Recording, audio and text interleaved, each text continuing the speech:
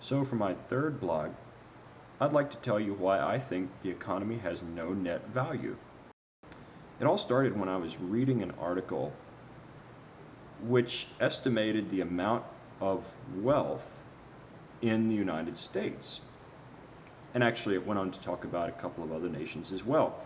But on a national level, if you think about the actual value of all the capital assets in a country or region, you really come up with some astronomical figures, trillions and trillions of dollars.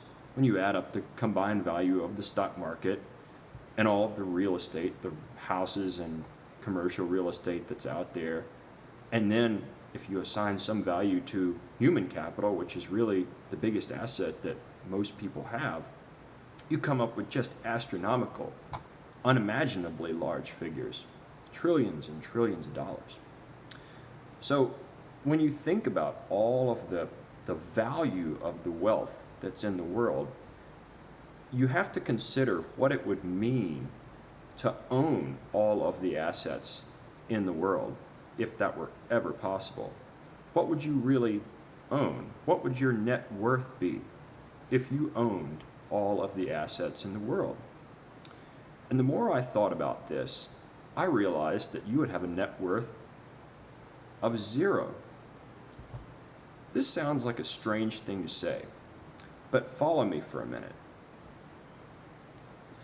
No one would dispute the notion that individuals have a balance sheet. That is, you can look at their assets, the stuff they have or own or control, and their liabilities, the amounts that they owe other people for various things, like a mortgage or credit card debt or whatever. And the difference between those two things is their net worth, right? Their equity. But if you start thinking about the net worth of a society at large, you realize that many of these assets and liabilities that you find on an individual's balance sheet or an individual company's balance sheet, or maybe even a country's balance sheet, that many of these assets and liabilities start to cancel out. So to the bank that gives you a mortgage loan, the mortgage is an asset. It's on the, I guess it's the left side of their balance sheet that shows what they own. On your balance sheet, it's a liability. It's what you owe the bank. Now, viewed individually, that asset contributes to the bank's net worth because it's an asset for the bank. For you, it's a liability. It's a detractor from your net worth. But if you add together the effect of this thing on your balance sheet and the bank's balance sheet and viewed them as one consolidated being, really nothing has happened here. There's been no net value gain or loss from the bank making you that mortgage. This isn't just true for mortgage loans, but I contend that this is true for any service or product that's bought or sold in the world, really. Take Coca-Cola, for example, a company based right here in Atlanta, Georgia. They sell Coca-Cola to consumers across the world. So the present value of all the money that Coca-Cola will generate from selling you Coca-Cola contributes to the wealth or net worth of the Coca-Cola Corporation. But conversely, if you think about it holistically, all of that money is really almost like a liability for everyone on earth that's buying Coca-Cola. So while Coca-Cola Corporation's net worth is bolstered by the expectation that millions and millions of people will purchase billions of liters of Coca-Cola every year for the foreseeable future, really all the money is coming out of everyone else's pockets.